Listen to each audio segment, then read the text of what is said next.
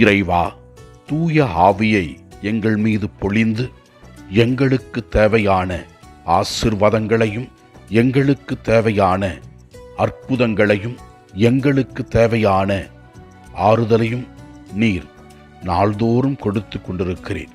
தூய ஆவியினால் வல்லமையாக செயல்பட்ட அப்போஸ்தலர்கள் இந்த உலகத்தில் உமது இறை அரசை கட்டி எழுப்பினார்கள். அவர்கள் வழியாக நீர் செய்து கொண்டிருக்கிற எல்லா நன்மைகளுக்கும் நாங்கள் உமக்கு நன்றி கூறி உம்மை ஆராதிக்கின்றோம்.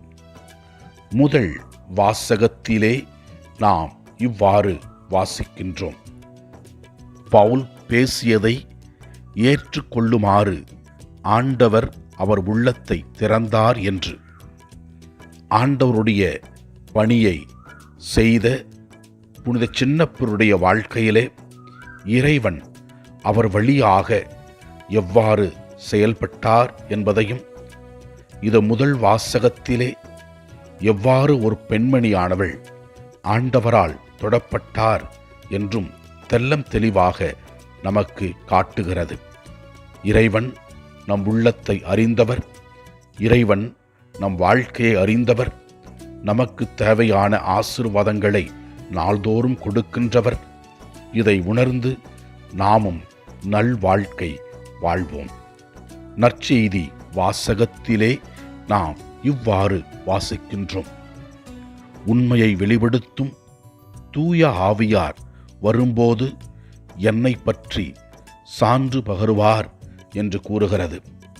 தூய ஆவியானவர் அப்போஸ்தலர்கள் வாழ்க்கையிலே நல்ல செயல்களை செய்தார், அற்புதங்களை செய்ய வைத்தார். தூய ஆவியானவர் திரு அவையை கட்டி எழுப்பினார், சாட்சிய வாழ்வு வாழ வைத்தார். நாமும் தூய ஆவியை திருமுழுக்கின் வழியாக பெற்றிருக்கிறோம். தூய ஆவியின் கொடைகளாகிய ஞானத்தையும் அறிவையும் நம்பிக்கையும் பிணித்திருக்கின்ற ஆற்றலையும் வல்ல செயல்கள் செய்கிற ஆற்றலை உணர்ந்து வாழ்வோம். எல்லாம் வல்ல இறைவன் தந்தை, மகன், தூய ஆவியார் நம் ஒவ்வொருவரையும் ஆசீர்வதிப்பாராக. இயேசுவுக்கு புகழ். மரியே வாழ்க. ஆமென்.